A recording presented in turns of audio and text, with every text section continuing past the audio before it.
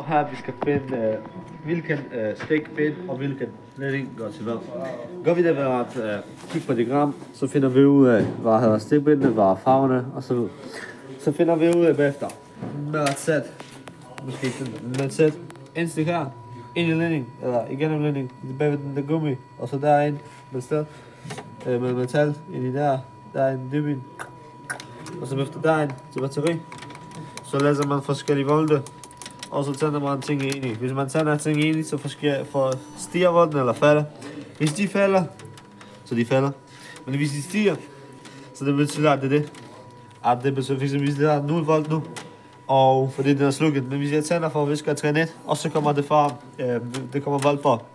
Cirka det samme som en batteri, som har cirka 12. Så betyder det, at det der er en ledning til en kul nummer 1, som er til 3 som er til hastighed nummer 1, som svarer til den der kontakt der. Så gør man alle sammen, som for eksempel guld her. Den der guld ind her, den har altid 12, fordi det er den der tid, som får den der pæl kører. Så at væsker kommer til 0 position altid. Sort er sort, den er sort stel. Resten er for hvid her, den er til at, når du klikker på ting for at sprøjte vand, så det er en dobbelt funktion, hvor den tænder for vaskemotorer, som skubber vasket, som sprinkler vasket ind på vind, og tænder for vepser. Så har vi den der ved heroppe, den er trin 1, og den der rød her, som er trin 2. Så har vi den der, så har vi fundet ud af det.